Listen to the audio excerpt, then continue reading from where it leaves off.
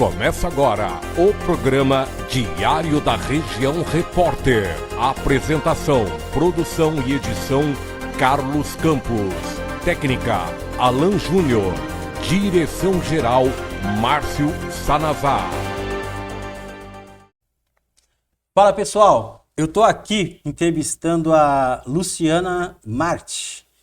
Ela é enfermeira especialista na saúde mental e prevenção ao suicídio. Servidora pública municipal há 12 anos e há 4 anos está na coordenação da saúde mental. Seja bem-vinda. Obrigada, Carlos. Obrigada pelo convite. Antes da gente entrar no assunto, o que levou a gente a convidar, né, a Luciana a estar aqui? Nós estivemos falando com o secretário da Educação na entrevista anterior e falamos sobre esses ataques em escolas, esse tipo de situação, né, esses transtornos aí que levam as pessoas aí a agir com violência, né? Vamos falar uma violência sem motivo, não é?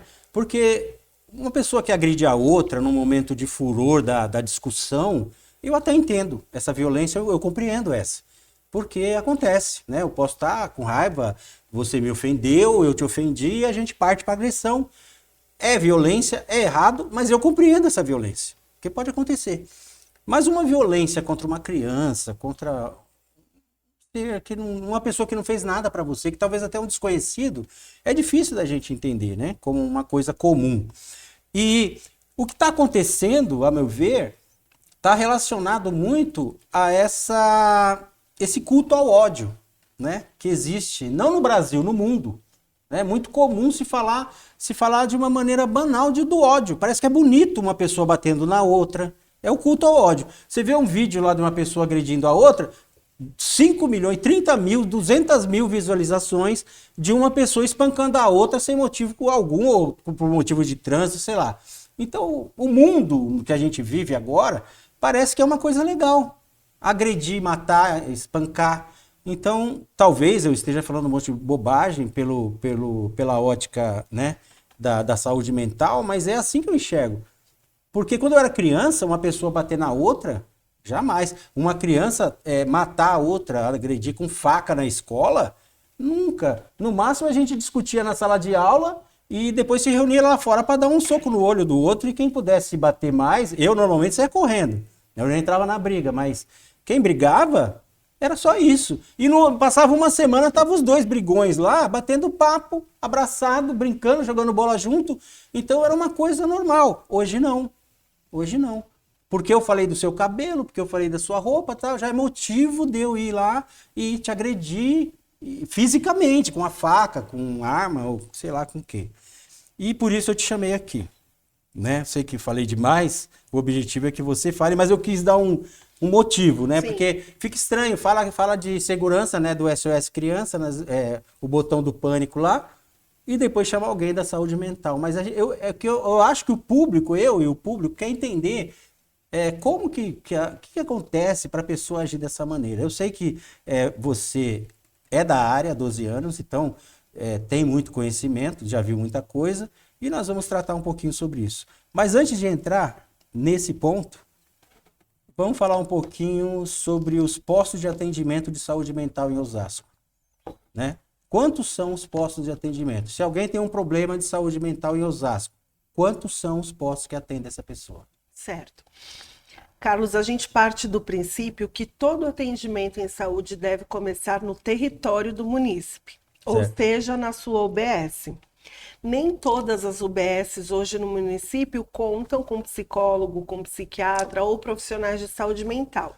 No entanto, todo profissional de saúde que trabalha na UBS tem a responsabilidade de fazer esse primeiro atendimento, essa primeira escuta, e quando ele identifica que é um quadro de transtorno ou de sofrimento que passa do limite da normalidade, porque tem o outro lado também, né, Carlos? Hoje em dia as pessoas não querem sofrer nem aquelas emoções que são inerentes ao ser humano. Naturais. Então as pessoas não querem ficar tristes, as pessoas não querem passar por um processo de luto, né? E o processo de luto é doloroso. As pessoas não querem sofrer a dor, por exemplo, de um rompimento, de uma relação afetiva. E muitos procuram ajuda profissional, até para aquele sofrimento que é próprio do ser humano. Que tem que se passar naturalmente, Que faz entre aspas. parte. Que Dói, vem no, mas... Isso, e que vem no nosso combo. A gente nasce chorando, né, É, Carlos? Então, no nosso combo, vem várias emoções positivas, assim que a gente nasce, mas também vem as emoções negativas. Então, é importante que a gente saiba reconhecer e entender que a gente precisa viver essas emoções também, até Correto. para o nosso amadurecimento. Quando o profissional de saúde faz a primeira escuta e identifica que esse sofrimento, que esse quadro de transtorno é patológico, aí sim ele faz o encaminhamento para o profissional especialista. Hoje, das 36 UBSs que tem no município, nós temos dentro dessas 36 UBSs 10 polos de saúde. Então, cada 3 ou 4 UBSs compõem um polo de saúde que conta com um profissional psiquiatra, e uma mini equipe de saúde mental. Para além disso, o munícipe pode também Esse morar é para o primeiro atendimento, para o né? primeiro atendimento. Para constatar que ele está com um transtorno mesmo. Isso. E ali também tem grupos terapêuticos, tem atendimentos Na própria individuais e UBS. coletivos na própria UBS, que vão olhando para essas questões do adoecimento. Isso para casos leves e moderados. Quando a gente fala de casos graves, de casos persistentes, aí a gente já está falando dos CAPs. Hoje o Osasco tem 3 CAPs. Um CAPs infanto-juvenil, que atende até 18 anos. Um CAPs álcool e drogas, que atende pessoas que têm problema de uso nocivo e problemático de álcool e outras drogas. E o CAPs adulto, que trata de sofrimento e transtorno mental severo. Então, não é aquela tristeza por conta de um quadro de luto ou de uma separação. É uma depressão com ideação suicida, é aquela depressão que retira a pessoa das atividades dela diárias, de trabalhar, de se relacionar, né? Onde ela pensa só em ficar isolada, onde ela deixa cuidar de si mesma. E os quadros de transtornos graves também são atendidos no CAPS. Então, está ouvindo vozes, está tendo quadro de delírio, de alucinação, tentou suicídio, também é indicado para o CAPS. Quem vai distinguir do que se trata exatamente é o pessoal do posto de saúde, do primeiro atendimento. Na lá. saúde mental, Carlos, qualquer serviço de saúde é uma porta de entrada. Então, os CAPs, por exemplo, podem fazer esse primeiro atendimento. Se eles identificarem que a pessoa não tem critérios para aquele serviço, ela vai reencaminhar lá para o território. Mas a pessoa pode entrar pela porta do CAPs, a pessoa pode entrar talvez pela porta do pronto-socorro também, que a gente tem hoje no município o pronto-socorro André Sacco, que todos conhecem como Pestana, e lá é o pronto-socorro que tem psiquiatra 24 horas. Ele não é um pronto-socorro psiquiátrico, ele é um pronto-socorro geral que tem a ala psiquiátrica. Além do pronto-socorro, a gente tem um hospital também. No Antônio Giglio, nós temos 10 leitos de psiquiatria. Então, depois da reforma psiquiátrica, onde todos os manicômios foram fechados, onde a gente não pode mais ter manicômio. Não pode mais ter internação. Isso, inclusive no dia 18 de maio, ainda essa semana, a gente comemora o Dia da Luta Antimanicomial. Né? Os nossos usuários da saúde mental. Tinha um aqui no interior, né? Era o Juqueria, um nome tinha assim. Em Sorocaba, na região de Sorocaba também tinham vários. Então, esses manicômios foram fechados e hoje a pessoa que precisa de uma internação psiquiátrica, ela fica internada num hospital geral, na ala de psiquiatria. Mas é por muito pouco tempo, né? Não é... A média de internação dura aí 30 dias, quando é um caso muito grave. Às vezes essa alta se Até dá essa antes. pessoa se recompor e voltar para a sociedade ou a família. Volta para a sociedade e continua o tratamento no CAPS, com o cuidado em liberdade. A gente sempre vai prezar pelo cuidado em liberdade e a internação a gente só cogita a internação quando todos esses recursos extra-hospitalares se esgotaram. Aí a gente pensa na internação como uma alternativa. Mas a primeira alternativa sempre será o cuidado em liberdade. Porque ele depende também de estar no ambiente social, né? Exatamente. Para ele poder melhorar, claro. E ele precisa estar no ambiente dele, Carlos. É muito importante que as pessoas entendam que a internação, por mais que ela seja numa clínica ou num hospital, que não seja... de um padrão ouro, mas ainda assim, não é a casa da pessoa. Não é. E se ela tiver numa clínica ou numa internação, numa clínica que tem piscina, atividade física, 5 refeições por dia, atendimento psicológico diário, de terapia ocupacional, aqui fora ela vai encontrar tudo isso? Então, qual é a chance dela sair de uma internação e quando chegar aqui fora e ter que lidar com a realidade dela, ela ter uma recaída? Exatamente. É muito grande. Então, os CAPs, eles prezam pelo cuidado em liberdade porque a sua reabilitação psicossocial se dá no seu meio. E está relacionada à sua vida cotidiana, sua vida. não um ambiente, né? É igual o usuário, né, de entorpecente. Exatamente. Lá dentro da casa de clínica, lá onde ele fica, lá ele está isolado. Não vai vir um cara lá, quer droga, quer isso. O cara não tem como. contato nem com o celular. Aí ele sai, quando chega na rua da casa dele, tem 2 bocas de tráfico lá. Exatamente. Aí fica difícil do cara se manter íntegro, né? Isso. Então ele tem que se manter ali, lá e cá, e vendo lá o traficante, mas também, por outro lado, tendo tratamento para falar, não, eu não devo fazer isso aí, é melhor não. Tal. Legal.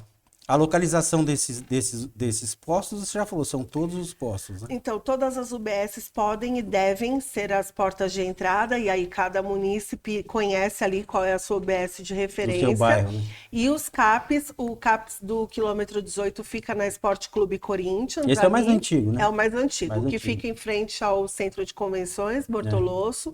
O CAPs Álcool e Drogas atualmente está atendendo em anexo à Policlínica Norte, porque no segundo semestre a gente vai mudar para a região central. Tá. E o CAPs Infanto Juvenil está ali na João Batista, 1071.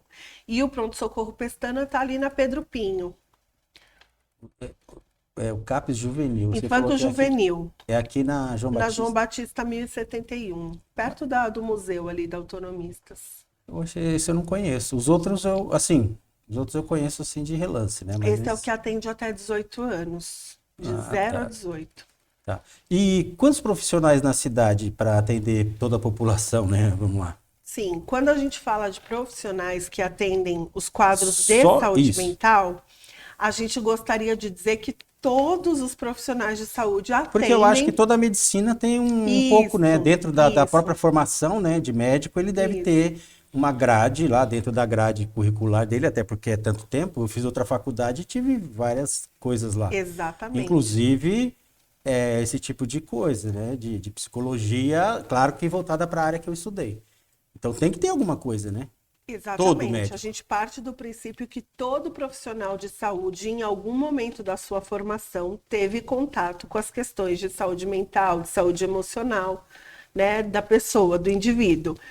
Então, essa é uma pergunta que eu sempre me questiono, né? Quantos profissionais de saúde mental eu tenho? Eu deveria dizer, todos são. Todo o currículo dos médicos da cidade. Todo profissional de saúde mental, de saúde, é um profissional de saúde mental. Mas quando a gente fala de especialista, hoje eu tenho entre atenção primária e atenção especializada, que são os CAPs, uma média de 50 profissionais no município que atendem. Legal. E uma outra pergunta, dentro dessa questão que a gente falou dos ataques a escolas, né? Você tem 12 anos na área de saúde mental. Isso. De 2011 para cá, houve alguma mudança ou alguma medida adotada em relação aos ataques? Você percebeu alguma coisa que o Departamento de Saúde Mental mudou, não só de Osasco, do mundo, do Brasil, em relação ao tratamento das pessoas por causa dessas situações, porque é coisa nova, né? Sim. Eu acho que cada vez mais, Carlos, a gente fala em promoção e prevenção. Não dá para a gente falar de saúde mental só falando de psiquiatria e psicologia. Correto. Então, quando a gente fala de promover saúde mental, é um conjunto vasto de coisas que inclui educação, assistência social, habitação, esporte, cultura, lazer. Então, quando a gente vê, por exemplo, o município investindo em cultura, a gente está indiretamente falando de promoção de saúde mental. Em esportes, Também. Acho até que mais ainda, né? Porque esporte é o É o antagonista extravasar, né? dos problemas mentais. É o liberar os Isso, traumas, né? Tirar, exatamente. limpar a mente, né? Eu acho que é por isso que eu sou de uma geração muito mais antiga que todos aqui, eu sou mais velho que todos, eu exijo respeito até no local. E a minha geração era uma geração sem trauma, porque nós resolvíamos na bolada, na canelada, né? Andando de carrinho de rolemã, passando por cima dos dedos, né? Faz toda a diferença. E a gente resolvia tudo assim, e brigava jogando bola e saía com o nariz sangrando um do outro, que deu soco ali jogando bola, e saía lá para tomar uma tubaína junto. E não levava para o nada, coração. nada, né? Ô, Carlos, quando a gente fala de atividade física, quase sempre vem na nossa cabeça, para eu fazer atividade física, eu necessariamente tenho que estar matriculado numa academia, tenho que estar com a minha roupa em dia, eu tenho que olhar para as questões estéticas. E, na verdade, isso tudo que você vai descrevendo, né, a bolada, né, o jogo de futebol, o carrinho de rolemã, o que a gente indiretamente estava fazendo ali? Produzindo hormônios de bem-estar. Serotonina, endorfina, dopamina.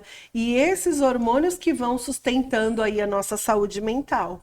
Quando a gente fala de uma geração que está fechada no quarto, que não está se movimentando, só na frente das telas, a gente está falando de uma produção muito baixa desses hormônios. E quando a pessoa ainda tem uma predisposição genética, que isso é importantíssimo, né? A gente considerar o histórico familiar. Se essa família já tem uma predisposição a desenvolver transtorno mental, a gente está falando de mais um agravante. Então, a nossa geração, ela era um tanto diferente nesse sentido. A gente se movimentava muito mais, a gente indiretamente produzia mais saúde mental. Você está falando nossa geração, é tipo um tipo de piada. Você Não, tá a nossa mesmo. Ah, tá. E quando a gente fala da socialização também, que essas partidas de futebol promoviam, que o carrinho de rolemã promovia, hoje a gente vê muitas vezes uma roda de adolescentes onde estão juntos, mas estão distantes. Aonde você chegar, no seu celular. Vai num restaurante, Isso. entra, eu fui num restaurante conhecer aí que o Márcio me indicou aí, fui lá comer, né? Ele só não mandou o dinheiro para pagar a conta, né? Isso ele não mandou, mas me indicou o local.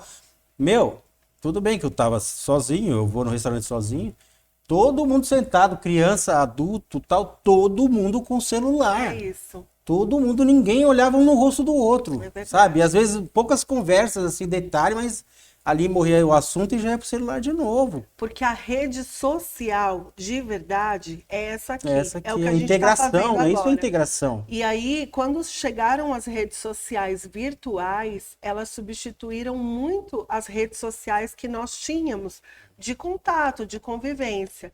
E essa rede social virtual, ela te aproxima de quem está longe, mas ela te afasta de quem está perto. Afasta de quem tá perto. Né? Gostei dessa, vou usar. É seu esse jargão aí, não? Eu acho que eu já devo ter ouvido em outros lugares também, mas acho muito interessante. Eu vou usar e não vou dar atribuir a você, não vou fazer. Mas vou usar. é verdade, ela te aproxima de quem está distante e te afasta de quem está perto. Mas só terminando de responder a sua pergunta, então hoje, quando a gente fala a gente estava falando do número de profissionais. De número de profissionais, né? E dos específicos para atendimento. Para atendimento. Então, a gente tem esse número de 40 profissionais, aproximadamente 40 a 50 profissionais que fazem esse atendimento e articulam também a rede com a educação, com a assistência social. E aí, nessas articulações, né, que são as reuniões de equipe, que são as formações conjuntas, a gente vai trabalhando um pouco da problemática que acontece lá na educação e trocando com eles como a gente pode fazer melhor na escola. A equipe da escola muitas vezes também está presente ali no CAPES, eles produzem relatórios para a gente dizendo o que eles identificaram naquelas crianças que motivaram esse encaminhamento para o serviço de saúde. A gente não tem uma receita de bolo na saúde mental, Márcio, Carlos, é muito importante falar sobre isso.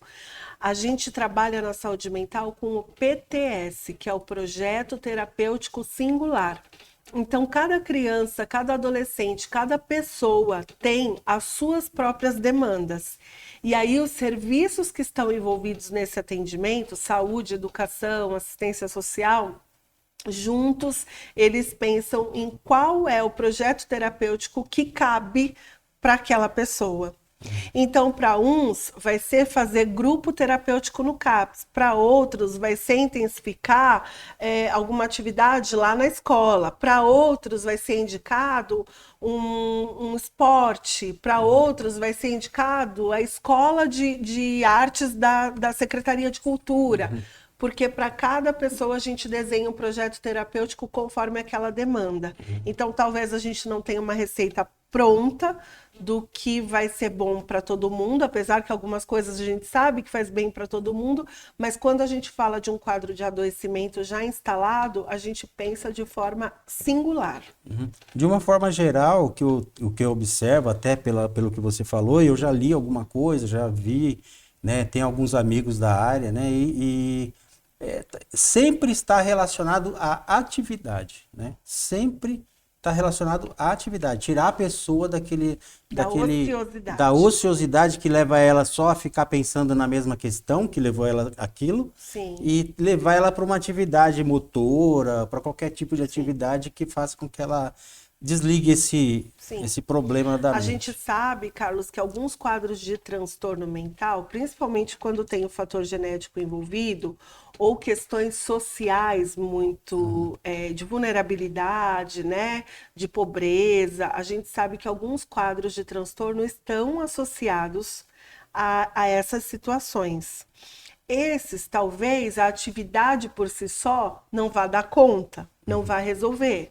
Mas a gente sabe que a atividade, ela evita quadro de transtorno mental para alguns casos. Agora, obviamente, a gente tem uma criança que sofreu abuso, que sofreu violência, que sofreu uma situação de abandono, de negligência. Como é que a gente vai dizer para essa criança que o transtorno mental dela é falta de esporte? Falta de jogar bola. É falta de cultura? Não. Aí a gente está falando de uma situação que passa ali do limite daquilo que é possível para a pessoa promover a saúde mental. Acho importante dizer isso, porque hoje em dia a gente tem uma cultura também da positividade, que é só pensar positivo que dá tudo certo.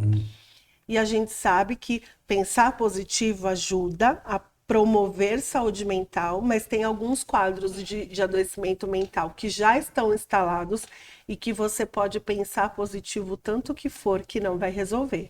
Vai precisar de ajuda médica, de ajuda da equipe multidisciplinar, muitas vezes da medicação, de terapia, porque aí a gente já está falando de um quadro de adoecimento. Entendi. Legal.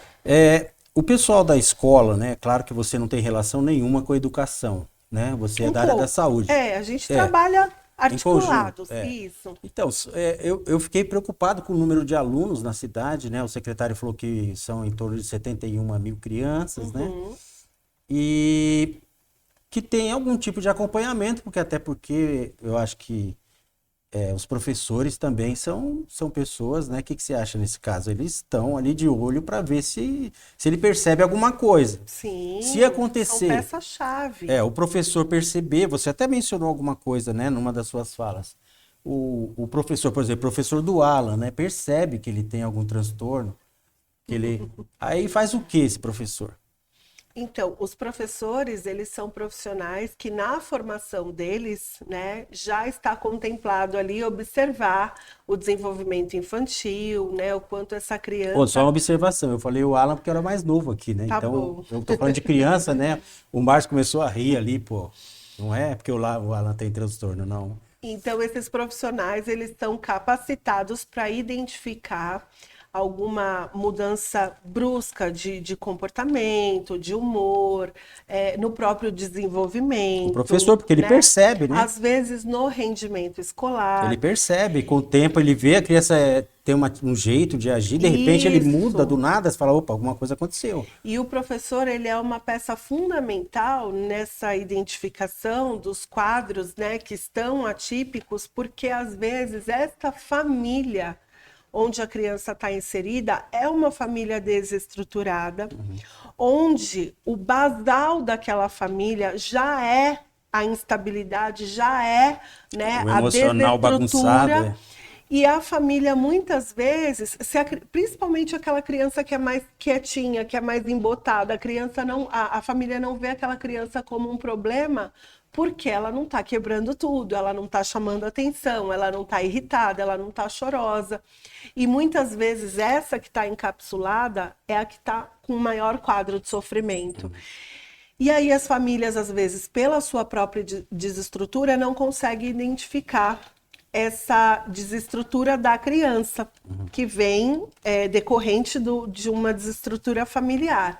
E o professor identifica muitas vezes. É muito comum a gente receber encaminhamentos com relatórios muito bem elaborados. E até na própria escola, né? Também, né? Tem esses Isso. negócios de bullying, de ofensa entre alunos, tal, que causa também esse transtorno. Adoecimento. O adoecimento. O bullying, ele é assim... Até porque o professor, né, o diretor da escola, mas ninguém viu. Mas ninguém vai cometer bullying, eu não vou xingar o outro aluno, nem vou ofender, nem vou fazer nada contra o aluno na frente do diretor, da professora.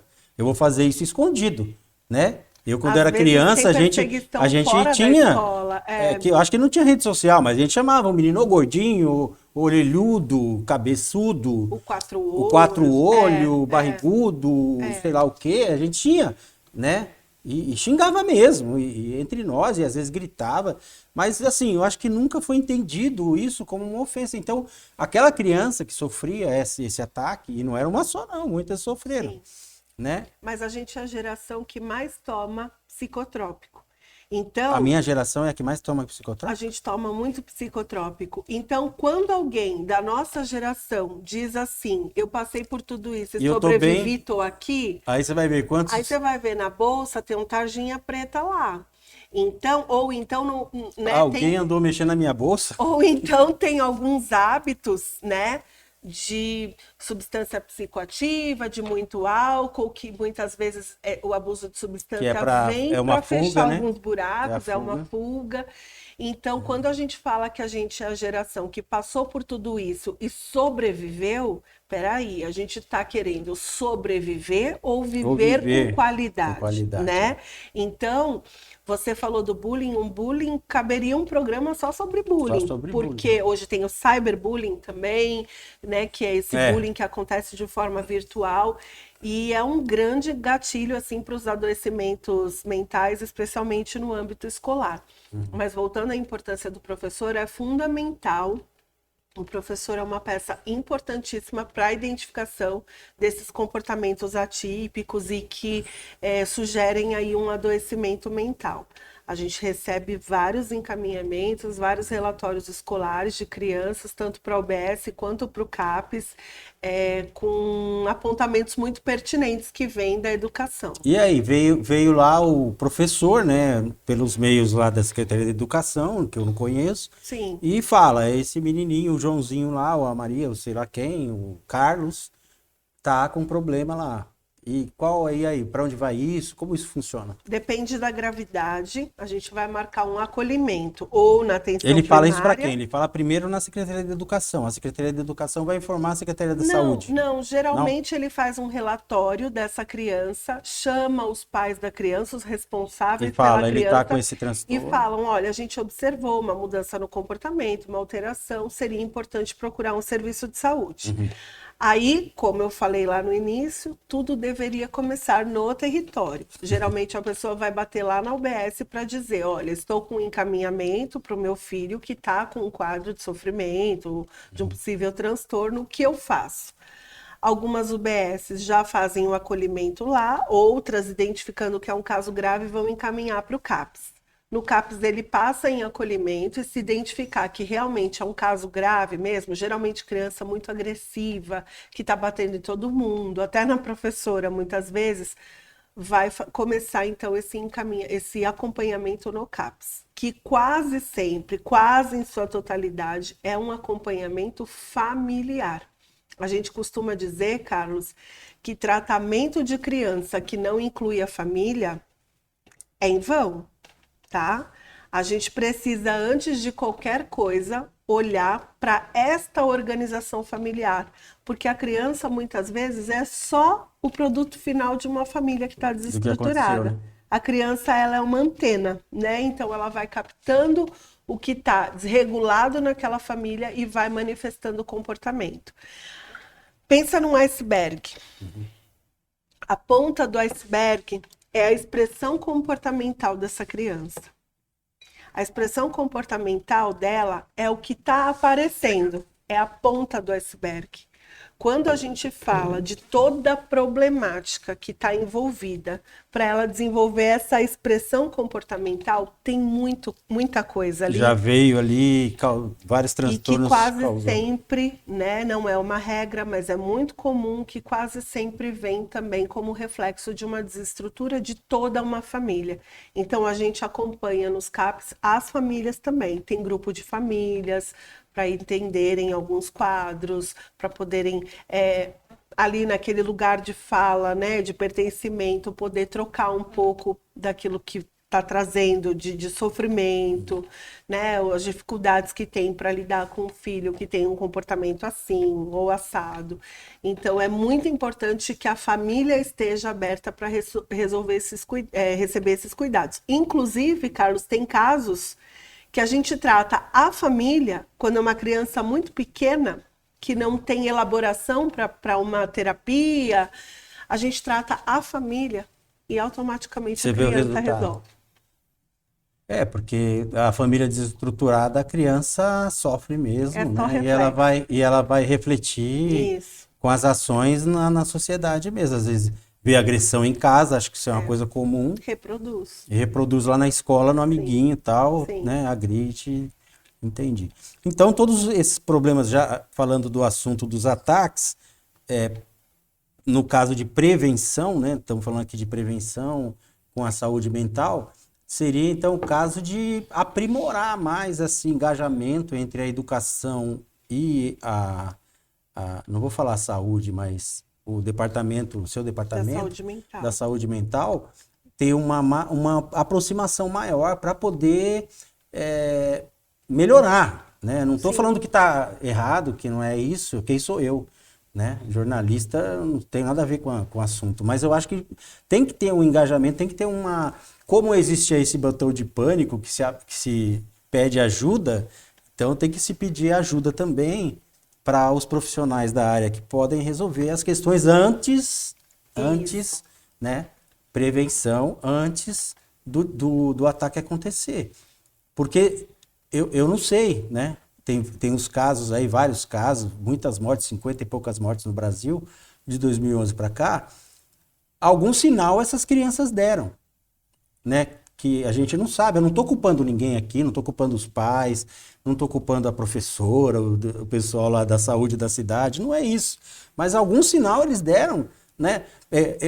Como se diz, eu não acordo um dia, né, e ponho meu chinelo ou minha pantufa no pé e saio e falo, hoje eu vou matar alguém. Do nada, eu vou matar alguém hoje. E aí, sem um motivo qualquer, sabe, surgiu na minha cabeça uma vontade de matar alguém e eu saio de casa e pego uma faca e mato uma pessoa. Eu não entendo assim, né? Isso daí, mesmo que eu faça isso, alguma coisa aconteceu para eu chegar a esse ponto. Né? Teve um gatilho. A gente, Carlos, eu não sou contra o botão SOS. Eu acho que diante desses intensos ataques que a gente percebeu aí, né, veio acompanhando no Brasil e no mundo também nos últimos meses, no último ano, acho que a gente tem que pensar sim nas medidas cautelares. Então tem que ter o botão SOS, tem que ter a cerca elétrica, tem que ter câmera, tem que ter grade, sim, tem que ter. Mas se a gente quer falar em mudar esse cenário para os próximos anos, para as próximas gerações, a gente não pode ficar preso só às medidas cautelares. Até porque, senão, vai chegar um momento que não tem mais recurso de segurança para a gente utilizar. Então, as crianças vão passar a aula inteira com colete à prova de balas. Como é que vai ser isso, né? Então, acho que sim, a gente tem que investir em recursos de segurança, mas mais do que isso, a gente precisa, mais do que nunca, eu acho que é hora de olhar para isso, investir na produção de saúde mental. Eu não posso falar com propriedade sobre a legislação da educação, mas eu sei que em algum lugar, né, da legislação da educação já se prevê uma matéria de habilidade socioemocional na escola. Então, é português, matemática, geografia, história, ciências e habilidade socioemocional. O que é isso? A gente não aprendeu a falar das nossas emoções na escola. A gente não aprendeu, por exemplo, educação financeira, que já se fala muito hoje da importância da educação financeira na escola. Então, pelo contrário, além de não aprender sobre as nossas emoções, a gente teve nós somos uma geração que teve a emoção muito reprimida. Então, assim, menino não chora, engole esse choro, né? A gente ouviu muito isso. Parecia minha mãe falando agora. E onde está escrito que a gente não pode chorar, que menino não chora, que a gente não tem que falar quando a gente está sofrendo, quando a gente está triste, quando a gente se magoou? Porque como o próprio CVV, que é quem encabeça as campanhas de prevenção de suicídio no Brasil, né? Como eles mesmo colocaram como slogan em um dos anos de campanha, falar é a melhor solução.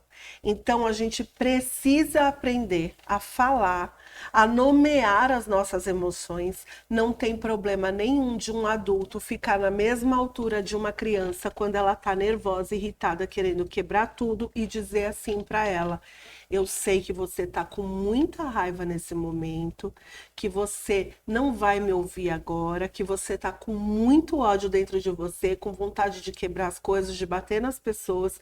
Se acalma e depois a gente conversa. Isso é respeito. Isso é respeito a uma emoção. Que porque vem de uma criança, não tem que ser menos respeitada. E o que a gente costuma dizer? Engole o choro, cala essa boca, se continuar gritando, vou dar na sua cara. Quer dizer, a gente responde aquela emoção com uma emoção ainda mais negativa. Porque a gente não aprendeu em lugar nenhum a respeitar as nossas emoções e as emoções do outro. Então, quando a gente fala de habilidade socioemocional, a gente começa a aprender a nomear nossas emoções, a respeitar a emoção do outro, o limite do outro, que na hora que tiver vontade de chorar, pode chorar, que tudo bem sentir raiva. Todo mundo sente, não sou só eu não preciso me sentir o patinho feio porque eu tenho raiva, mas o que eu faço com essa raiva? Porque eu não posso, num dia de trabalho, por exemplo, fiquei com raiva do meu chefe, do meu colega, sair quebrando tudo. Existe também um código de convivência. Código de conduta, né? De conduta que me pede que eu seja contido, que eu seja ponderado. Mas e aí, como é que eu canalizo essa raiva? Como é que eu extravaso Qual o limite essa raiva? disso aí? Como é que eu falo sobre ela? Então, eu sei que hoje na legislação da educação já está previsto as competências socioemocionais em âmbito escolar e, para além disso, na legislação da educação também está prevista a presença de psicólogos e assistentes sociais nas escolas. Eu sei que Osasco já está caminhando com isso, já tem alguns profissionais, alguns até fazem contato com a gente, mas a gente sabe também que só profissional especializado é insuficiente. Então, promover saúde mental é uma causa de todos, desde a moça que abre o portão da escola, o rapaz da cantina, a moça da limpeza, o educador, o coordenador pedagógico, o diretor, o pai, a mãe, a saúde, o esporte, a cultura. Todo mundo precisa estar envolvido com a causa de promover saúde mental, porque senão fica muito pesado quando a gente deixa só para um, né? É verdade, é verdade. Então, é o que você falou, né? E esse reflexo da pessoa que está em distúrbio e não é notado, o reflexo disso não é só na escola. Sim. É na sociedade, né? Porque você percebe a violência tão exposta que antigamente a pessoa cometia o crime, roubava tal, porque era por necessidade. Ainda que fosse uma necessidade da mente dele. Sim. Tipo, eu preciso desse tênis, porque esse tênis aí eu não tenho. Sei lá, né? Eu quero o seu dinheiro porque eu quero usar a minha droga. Então, tudo se passava no ambiente de negócio. Eu pego o seu produto e me satisfaço com aquilo. E aí eu volto a dizer, hoje, cara, o cara já age com violência. Sim. Não é só aquilo que ele quer ainda te machucar. Sim. Entendeu? Você percebeu que mudou. Era só eu te roubar, agora não, eu quero te roubar e te dar um tiro. Entendeu? A coisa exacerbou um pouquinho mais. E eu acho que isso daí é por conta dessa condição social que a gente vive. A sociedade produz transtorno mental, né? A falta, né? A escassez, os casos de negligência, eles produzem os transtornos mentais. Então, a maioria dos transtornos mentais não são orgânicos, são produzidos, são consequências ou de uma sociedade ou de uma situação pontual. Orgânico que você fala que é resolvido com medicação. Não, orgânico eu digo que quando a causa ela é física, ela é orgânica. A gente tem transtornos mentais que às vezes a pessoa abre um quadro de crise, de surto, porque ela tem uma condição genética que propicia isso. A falta de algum componente lá. A falta de hormônio que causa depressão. Mas grande parte dos transtornos, eles são produções sociais.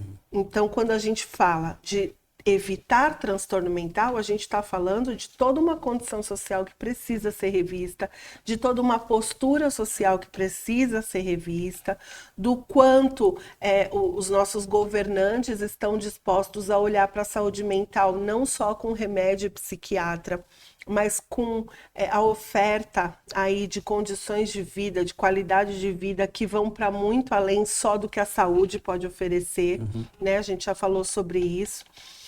E quando você fala dessa questão do eu quero esse tênis porque eu não tenho, a gente está falando que a gente também cada vez menos consegue trabalhar a tolerância à frustração. Exatamente. Como a gente não aprendeu a nomear as emoções, como a gente não aprendeu a lidar com as emoções, as nossas frustrações a gente canaliza de forma muito equivocada, né? Querendo o que é do outro, ficando com raiva do outro, ou com raiva porque não conseguiu tal coisa. Porque lá na infância, muitas vezes, a frustração não está sendo trabalhada. Hoje em dia, os pais trabalham muito, coisa que na nossa geração acontecia um pouco menos. A maioria das mães conseguia ficar pelo menos parte do dia com a gente. Hoje os pais são bem ausentes e aí quando eles estão com os filhos, eles têm dificuldade de dizer não. Porque eu já fico muito longe do meu filho, como é que quando eu tô perto eu digo um não? Eu vejo pouco e agora ele me pede isso aí, eu não vou dar. Só que esse não, Carlos, ele trabalha a tolerância à frustração. A criança precisa ouvir um não. E ela passa a te respeitar. E para lá na assim, fase ela adulta... fala assim, poxa, eu entendendo por que não. E lá na fase adulta, ela vai ouvir muitos não. Vai. E como ela vai lidar com isso? Né? Então, a gente tá dizendo aí que nós estamos produzindo uma geração que não sabe ouvir não. A gente está produzindo uma geração muito imediatista, que está ouvindo o áudio no WhatsApp na velocidade 2 e se tivesse a velocidade 3, colocava na 3. Por quê?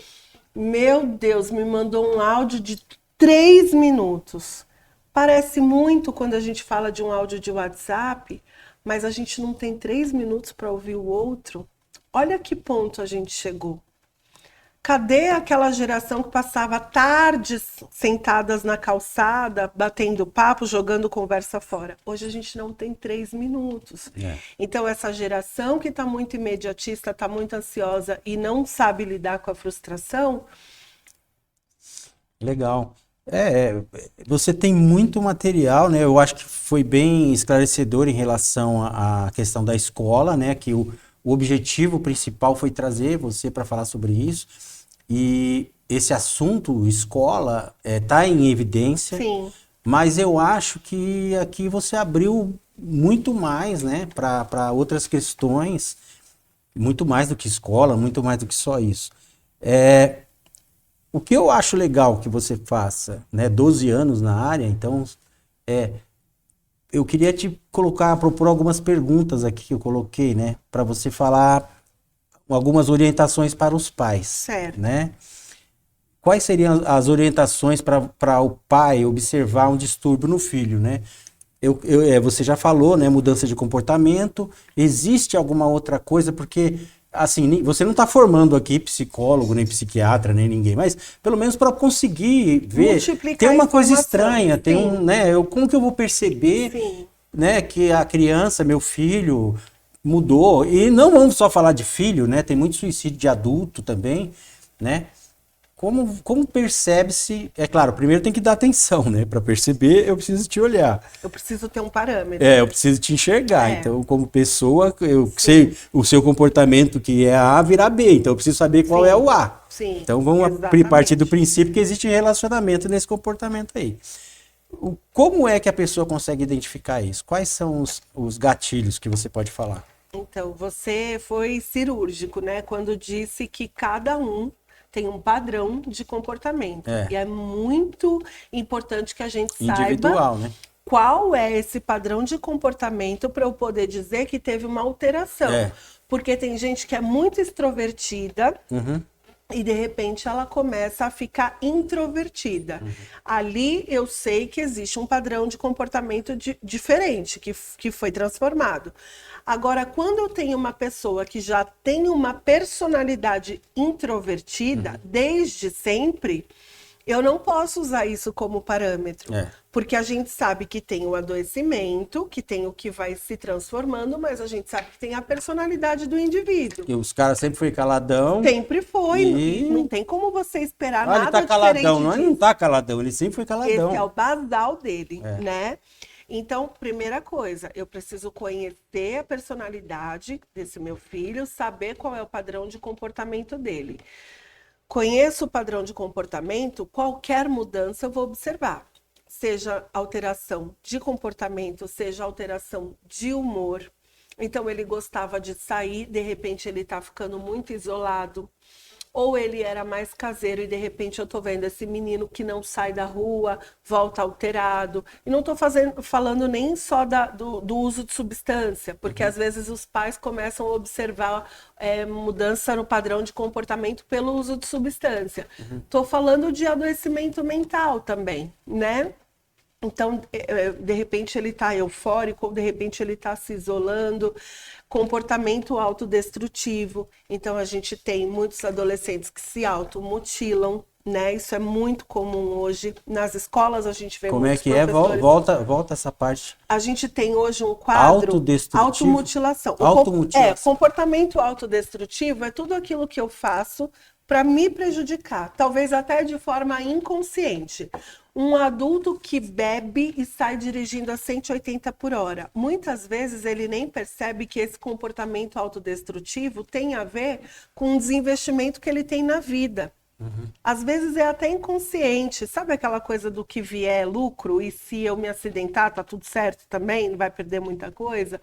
Às vezes esses comportamentos autodestrutivos, volto a dizer, pode ter a ver com a personalidade de uma pessoa que é irresponsável.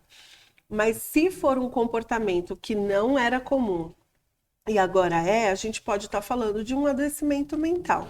No adolescente, o comportamento autodestrutivo geralmente é o uso excessivo de álcool, de drogas, alguns se automutilam, né?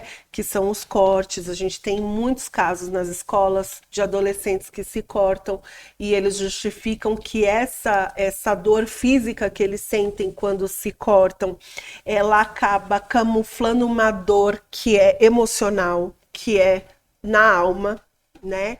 Então a gente tem muito quadro de pessoas se automutilando. A autoestima é extremamente prejudicada.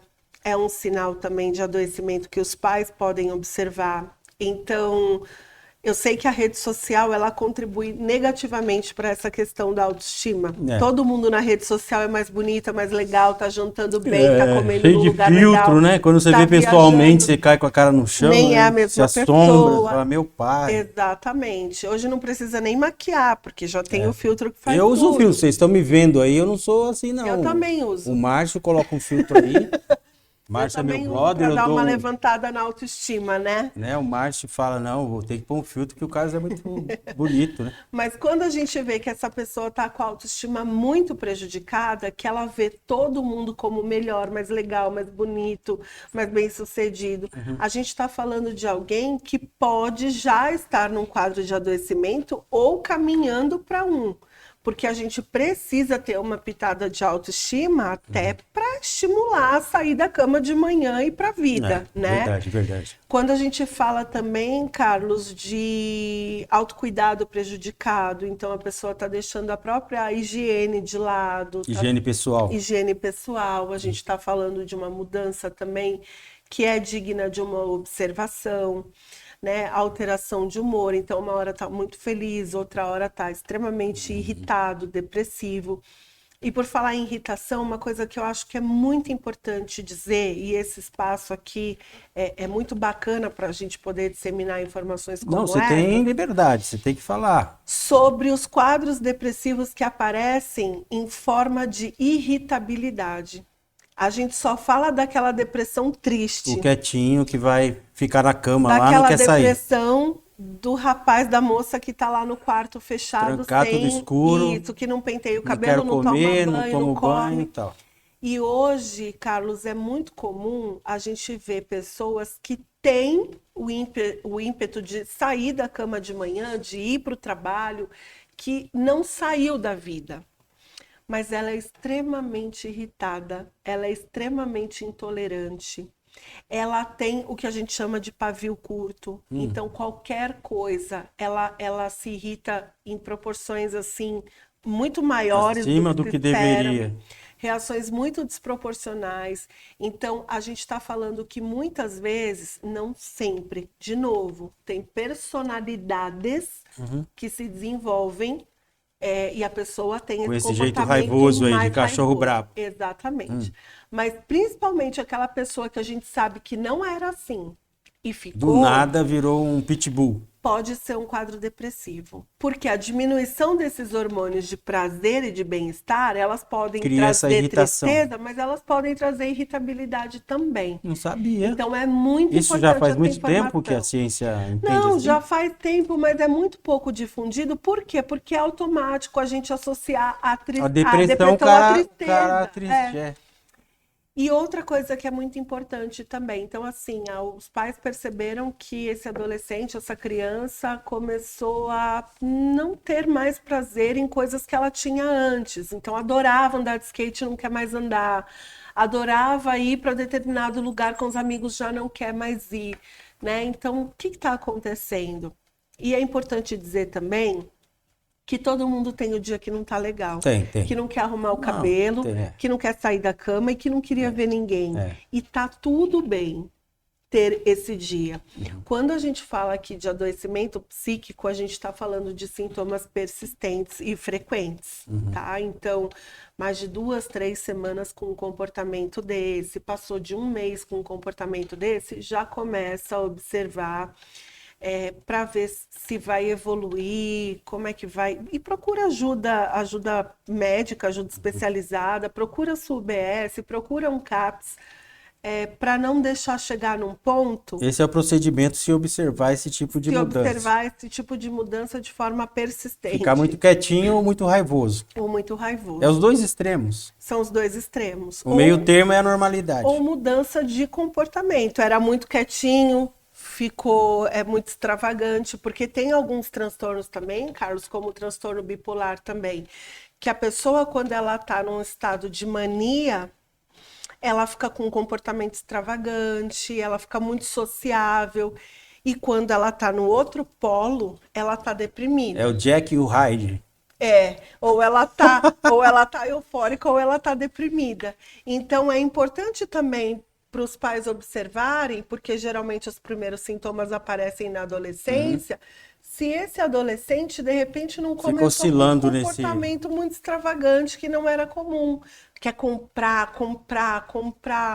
Alguns têm um comportamento hipersexualizado, se coloca em risco, fica muito extravagante, se veste de forma muito extravagante, de repente ele cai. Você acha que essa maneira extravagante de se vestir está relacionada ao comportamento depressiva essa Se não situação? for da personalidade. Mais uma vez, a gente sempre tem que observar se os comportamentos atípicos têm a ver com o basal daquela pessoa. Que era natural Tem pessoas que a ser personalidade extravagante. dela é ser extravagante. Você pega o Mael, que maravilha, você lembra? lembro. Era uma pessoa extravagante. Extravagante. Agora não, a gente está dizendo de pessoas que oscilam. Ou elas estão lá embaixo, ou elas estão lá em cima. Aí a gente está dizendo de um comportamento que merece atenção. Tá, e nesse caso o pai identificou uma mudança, né? Leva no posto de saúde e o posto de saúde faz todo esse encaminhamento que você já demonstrou Ou vai aí. dar as orientações. Olha, tá muito grave, por exemplo, ideação suicida, tá? Ideação suicida, planejamento suicida, são comportamentos que já demandam um atendimento no CAPS. Planejamento suicida como é? Planejamento suicida é mais ou menos assim. Quando a ideação suicida é quando a pessoa pensa, Mas não faz. não faz ou não planejou ali as minúcias de como ela faria. Tem alguns casos que chegam pra gente que já existe um planejamento suicida. Então, eu quero me matar, eu já juntei a medicação toda que era para eu estar tomando, eu fui guardando. Foi guardando para dar uma Ou eu já providenciei efeito... a corda, a arma, enfim, seja lá qual for o meio, né? Então, a gente está falando de alguém que já migrou da ideação para o planejamento. A gente está falando de uma emergência psiquiátrica, tá? Na maioria das vezes, essas pessoas precisam da entrada no pronto-socorro. Pode ser no CAPS? Pode, até para o CAPS conhecer essa pessoa e depois fazer o encaminhamento. Mas quase sempre vai ser encaminhado para um leito de pronto-socorro ou do hospital, para essa pessoa ficar num ambiente protegido até a remissão desses sintomas, até passar esse desejo, e aí já começa com medicação, terapia e todo o aparato aí que ela precisa para a remissão completa desses sintomas, né? Precisa fazer esse monitoramento depois. É uma emergência psiquiátrica. Eu já estive num momento, né, de frente a uma situação de suicídio, né? A pessoa estava para suicidar, né? Subiu numa torre de alta tensão. E eu nem sei se eu deveria falar isso. Bom, tinha um profissional lá que ia Só um fazer parênteses, falar de suicídio não estimula, porque às vezes a gente tem um pouco de tabu em falar, e hoje a ciência já comprova que se a gente fala isso de forma responsável, a gente está fazendo um serviço de utilidade pública, Tá, né? então. A pessoa estava lá em cima da torre, né? E o agente que ia ter que resgatar a pessoa estava lá se ajeitando. E eu fiquei extremamente desesperado, né? Falei, meu Deus do céu, o cara vai se jogar, tem que ser muito rápido, essas coisas aí, né? Aí eu fui pro cidadão, falei, tem que ser, sei lá, tem que ser rápido para tirar esse cara daí, ele vai pular. Ele falou, não, ele não vai pular. Ele não vai se jogar. Aí eu falei, por quê? Como você sabe que ele não vai se jogar? O cara tá lá falando que vai se jogar. Ele falou, ele não vai se jogar. Porque o cara que quer se jogar, ele sobe e se joga. Esse aí tá pedindo ajuda. Ele quer ajuda. E a gente vai ajudar ele. Entendeu? Sobe e a gente vai... Eu vou trazer ele. Eu fiquei ali, falei, não é possível. Né? E ele realmente subiu lá, pegou o rapaz, trouxe. E realmente ele tava... Depois, no fundo da história, ele tava pedindo ajuda. Não, a maioria das pessoas que tá se colocando ali... Porque você imagina, Carlos, a pessoa que se expõe nesse nível de subir numa ponte, Tá num gritando, viaduto, numa fala, antena. meu Deus. Eu acho que ali é a maior exposição, acho que até mais que a nudez. A nudez, É a maior exposição. Apesar que eu já sonhei nu na rua, foi horrível. Foi difícil. Alguém já sonhou? Não. É algum transtorno isso? O Márcio tá falando que é. Nunca O Márcio não é psicólogo, ele não pode falar, né? Fala pra ele. Pô, talvez possa. Se ele te conhece, ele pode. Me defende aí, pô. Então, eu acho que mais do que a nudez, a maior exposição que um ser humano pode viver é o sofrimento mental dele ali, personificado, com ele exposto em cima de um viaduto, horrível, de uma horrível. ponte, né? É uma fragilidade, uma vulnerabilidade muito grande. Então, eu parto do princípio que todos, numa condição dessa, estão sim pedindo ajuda, estão pedindo socorro, concordo com o seu colega. Mas tem uma coisa que pode ser uma armadilha quando a gente pensa que essa pessoa não vai pular. Porque, volto a falar de personalidade, tem pessoas que são mais impulsivas e a gente não pode Quando ele percebe que o intuito dele vai ser frustrado, ele toma a decisão E às vezes eu já vi situações de pessoas tentando suicídio e outras pessoas embaixo olhando e falando: pula logo, para com isso. A gente vê muito isso, Carlos, muito. Em situações de tentativa de suicídio. E a lei do retorno, ninguém pensa nisso? A empatia zero, porque hoje em dia tá bonito, né? Tá na moda colocar hashtag empatia lá nas redes sociais. Só que se colocar na no vida outro, real, né? Porque nas redes sociais eu posso ser o que eu quiser. Agora eu quero ver a exatamente, vida real. se colocar no lugar do outro de forma genuína é para poucos. É um dom de poucos. Então, tem muita gente que ali naquela cena acaba até contribuindo com um comportamento impulsivo.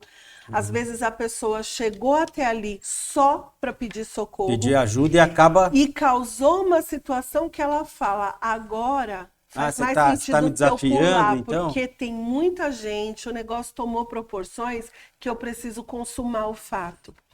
Então, hoje, a gente tem, inclusive, abordagens muito humanizadas, tanto pela GCM, pelo SAMU, pelo Corpo de Bombeiros, pela Polícia Militar, que não é mais aquela abordagem tática que você dava uma gravata, pegava o cidadão e levava à força embora. Até porque... Qual é a chance de 3, 4 dias depois ele tá lá de novo? Ele tá lá de novo, né? Ou um mês, a hora que ele sair do tratamento. Então, hoje a gente fala da abordagem humanizada, que respeita, que leva em consideração, Carlos, inclusive essa personalidade. O Major Diógenes Munhoz, do Corpo de Bombeiros, ele faz uma formação fantástica nessa área de abordagem humanizada. E ele fala muito que até a personalidade dessa pessoa tem que ser levada em consideração. Então, se é uma pessoa que você vê que está num quadro depressivo, a sua abordagem vai ser de frente, vai ser mais acolhedora. Se você vê que é uma pessoa que está agressiva, se você olhar ela de frente, ela encara como um enfrentamento. Ela fica ainda mais agressiva. Então, você vai meio lateralizado e se colocando numa posição inferior à dela, para ela não ficar ainda mais agressiva. Se é uma pessoa que está psicótica, que está delirando e quer pular dali porque acha que tem alguém perseguindo, você tem que considerar esse sintoma psicótico também, para entender o que é delírio, o que é alucinação. Outra coisa, a mãe da pessoa é um gatilho e às vezes a mãe está ali: meu filho, sai daí. Não, se essa mãe é o gatilho, tira essa mãe de cena, né?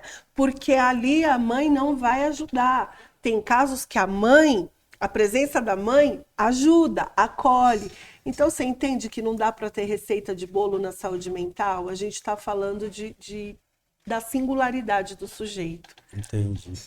Bom, eu acho que a gente já falou muita coisa, né? Muita coisa. É um assunto muito extenso, né? Eu tô até meio assustado porque nossa, é muita informação, hein? Bastante. Em tão pouco tempo, né? Verdade. Mas o nosso tempo já está chegando no fim. Vamos lá. Como profissional há 12 anos, né, na área da saúde mental, como você observa, quais são os casos mais comuns que você vê, que você viu nesses 12 anos? Ansiedade leve, depressão leve, que não foram bem tratadas, bem conduzidas, ou foram ignoradas, e aí se tornaram agravou. Transtornos mentais graves, porque não foram olhados quando deveriam e como deveriam. Talvez se fosse tomado um certo cuidado, não chegaria onde chegou. Sim. Esse transtorno. Isso. Após o episódio de transtorno, existe a possibilidade de retornar à vida normal? Existe. A gente, inclusive nos CAPs, trabalha muito essa questão do projeto de vida. Tem grupos terapêuticos de projeto de vida, de empregabilidade, onde a gente faz parceria com a CETRI, que é a Secretaria do Trabalho e Renda, e a gente indica usuários nossos, pacientes do CAPs, para empresas que contratam até por cotas, né? Empresas grandes, empresas multinacionais de Osasco, que contratam por cotas, e a gente dá a formação, inclusive, para essas empresas, prepara os recrutadores, né, os gestores dessas empresas para receberem essas pessoas que têm alguma demanda, algum transtorno, algum quadro de sofrimento, porque assim, é importante que a empresa saiba, principalmente nos transtornos graves, que aquela pessoa é medicada, que talvez o padrão de produtividade dela seja um pouco diferenciado. Às vezes até o horário de trabalho é um pouco diferenciado, porque ela não consegue acordar tão cedo por conta da medicação. Isso tudo precisa ser considerado. Mas uma coisa é muito importante saber, Carlos: transtorno mental, desde que seja acompanhado, tratado, ele não é uma doença incapacitante. Me dói muito quando eu ouço as estatísticas da Organização Mundial da Saúde que falam assim, que os transtornos mentais estão no segundo lugar no ranking das doenças dos transtornos que mais afastam no mercado de trabalho. Não era para ser. Porque um transtorno mental bem tratado, bem conduzido, bem acompanhado, com a sua manutenção em dia, digamos assim, não tem por que se tornar uma doença incapacitante. E às vezes a gente coloca um rótulo, a gente estigmatiza essa pessoa que tem um transtorno, achando que porque em algum momento da vida ela foi diagnosticada com um transtorno, ela nunca mais vai voltar ao normal, né? Ou aos olhos da sociedade ser uma pessoa normal, né? Que tem que ser entendido, né? Precisa desconstruir isso. A gente tem que entender também até que ponto ser normal é normal, né? Porque se olhar bem de pertinho mesmo, todo nós mundo temos tem transtorno. Traços. Todos. Né? Então, todos nós temos traços na nossa personalidade. Eu não tenho, tá? Eu não tenho. Eu tô vendo sorrisos aqui, mas eu não tenho. Esse é um traço narcisista. Ah, é? Pô, que chato, meu. Beleza, que legal, muita informação. Puxa Bastante. Vida, esse era o nosso objetivo, né? Eu acho que foi, nossa, demais, foi maravilhoso. Bom, já estamos encerrando, né? Dá uma visão geral da saúde mental de Osasco hoje, já que você é a coordenadora do Núcleo de Assistência de Saúde Mental de Osasco. Dá uma visão geral. Eu estou há 4 anos nessa função, né, de coordenação de saúde mental. Fala para esse povo aí. Matando aí um leão por dia, né? Construindo política pública, lutando pelo investimento nessas políticas. A gente avançou bastante, então hoje a gente já está aí caminhando para uma reforma no nosso CAPS adulto, nosso CAPS álcool e drogas vai vir para uma região central, nosso CAPS infanto-juvenil passou por uma reforma há pouco tempo. A gente está investindo também nas equipes de saúde mental da atenção primária, investindo cada vez mais nessa articulação intersetorial com a saúde, com a educação, com a assistência social, com outras secretarias. E é uma epidemia que a gente vive, né? Não sei se já dá para a gente falar de pós-pandemia, esse termo já cabe, mas a gente ainda está vivendo aí as consequências, as sequelas dessa pandemia e principalmente essa epidemia do adoecimento mental. Eu sei que tem muita coisa que a gente ainda pode fazer, mas muita coisa já foi construída e a gente conta aí com a ajuda, com a força de todos, né, das famílias, de todas as secretarias, da sociedade como um todo, para a gente promover essa saúde mental e prevenir o adoecimento. Tem muita coisa que a gente pode fazer, para além da política pública. A comunidade, né, e individualmente também tem bastante coisa que dá para fazer. Que legal, Luciana. A princípio, eu estava pensando em trazer um médico psiquiatra, um psicólogo. Eu confesso a você. Inclusive, eu tive lá na secretaria, falei com a Leia. Leia, muito obrigado, Leia, por você ter conseguido, de forma extraordinária, apagar a agenda dela, arrancar a folha e deixar ela vir aqui hoje, né? Imagina, foi a gente muito rápido. agradece, Carlos. Né, eu agradeço, né? Ela foi muito gentil. Eu cheguei lá que nem um maluco, né? Porque o jornal é do lado da Secretaria da Saúde. E eu tava ali fora, ali tomando um ar e me deu a louca. Eu falei, eu vou lá fazer uma pauta agora. Aí entrei lá e o pessoal me atendeu super bem. Agradeço lá o pessoal da recepção. receber eu, uma pessoa meio, né? E perguntei como faria e eles me indicaram, a Leia me atendeu legal, já teve outras ideias. E eu acho que você trouxe muito mais informação do que um profissional que trabalha numa área específica poderia trazer, né? Porque você conseguiu abrir e trazer de uma maneira geral, porque você entende o problema de saúde mental da cidade, porque você está gerenciando isso, você entende de uma forma global, né? Você não vai olhar da forma micro lá, que é o cara que faz o atendimento. Então foi muito legal. A gente não olha para a doença, Carlos, a gente olha para o indivíduo. Não, você está aqui né? porque você não olha para a doença. Nós estamos aqui, todos nós. A gente olha para o indivíduo. Então, porque se a gente focar só na doença, bastava a medicação. Né? É importante dizer que as pessoas estão se hipermedicando, apagando sintomas, sinais e sintomas de adoecimentos que precisariam de uma outra atenção que não a medicação somente. A medicação é importante, tem sua função, é fundamental, principalmente para os transtornos graves, mas a gente hoje em dia, às vezes, deixa outras terapêuticas de lado, outros tratamentos de lado, olhando só para a medicação. E o fato de eu estar aqui enquanto enfermeira, eu acho que diz muito. Eu sou muito grata à gestão, né, à Secretaria de Saúde, por ter me dado a oportunidade de coordenar a saúde mental. Então, isso é bem legal, porque pegou alguém que está ali trabalhando sempre naquilo, então você tem visão E a gente desconstrói que a saúde mental é a atividade privativa do psicólogo e do psiquiatra. Do psiquiatra, né? Exatamente. Eu, como leigo, achei que fosse, né? E a gente desconstrói isso e, assim, fica aí mais uma prova de que saúde mental é responsabilidade de todos. Então, inclusive, se a senhora tiver alguém para mandar aqui no nosso estúdio, ficar uns dias aqui conversando com o pessoal, seria bem adequado. A gente marca um acolhimento. Vem aqui, porque tem umas questões de saúde mental aqui. Eu agradeço muito, né, a sua presença e você pediu para falar sobre o em setembro, né? Tem Setembro um evento Amarelo. Fala um pouquinho sobre isso aí. Vou falar rapidamente, a gente ainda não tem uma data definida, porque a gente Você falou que tem uma festa, o que é? A gente vai ter o segundo... Um evento. É o segundo simpósio municipal de prevenção do suicídio e de saúde mental.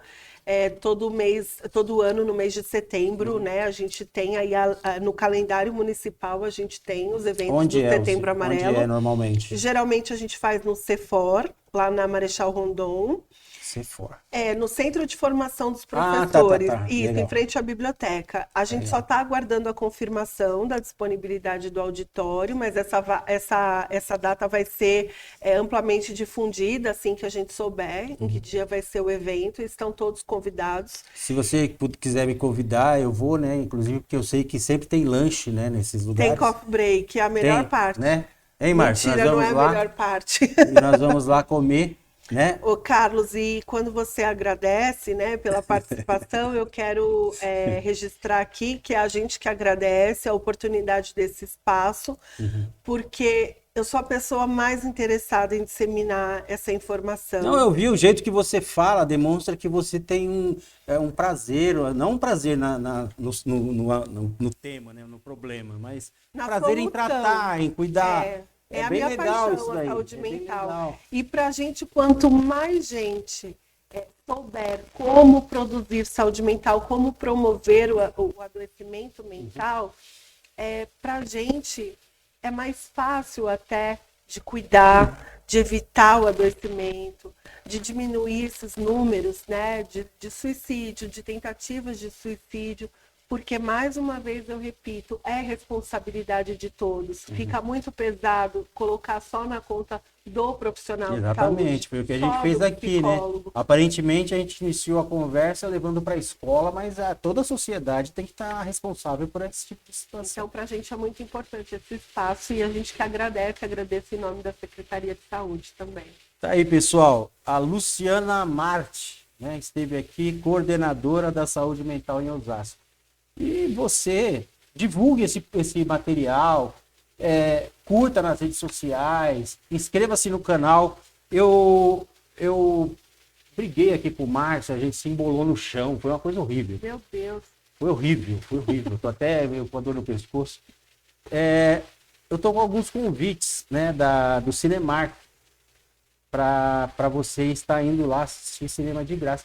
Você tem namorado? Você é casada? Qual que é? Eu não tenho, mas eu arrumo Tá até lá. solteira? Tá solteira? Qual que é a pegada? Eu arrumo. Eu vou ver se eu arrumo os convites para você, Tá para você ir no bom, cinema, levar agradeço. sobrinhada, tal, quem lá. E você que está assistindo, né? A gente embolou no chão para pegar os convites. Ótimo. Eu vou estar sorteando convites para vocês, tá? Nós vamos bolar aí uma maneira de estar sorteando para vocês. Então divulgue o canal, inscreva-se, compartilha, tira um print lá dos compartilhamentos, lá quantos você fez. As pessoas que mais compartilharem e divulgarem o nosso canal e participarem vão estar ganhando aí convite para o Cinemark. Cinemark aqui em Osasco tem aonde, Márcio? No Shopping União. Legal. Qualquer Cinemark. Tem Não é para Osasco, é qualquer Cinemark. Tem no Raposo Shopping. Então tá aqui, ó, tá aqui, né? Proibido a venda, Cinemark. Esse é meu, óbvio, né? Que eu embolei para pegar dele. Convidado. Ah, é? Tô brincando. Toma, grava isso aí que ela Ficou se sentindo culpado.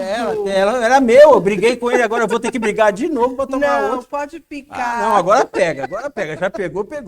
Obrigada, Pessoal, fica um abraço aí, Carlos. Deus abençoe. Curta e Obrigada. compartilhe. Obrigado, viu? Muito obrigada, Luciana, Carlos. seja muito bem-vinda. E se tiver mais material, manda pra gente. Com Pode certeza. convidar que a gente vai participar sim. Que tenha nascido uma grande parceria aqui hoje. Valeu. Obrigada. Fica com Deus. Tchau, pessoal. Um Obrigada abraço. a Até todos. mais. Até semana que vem.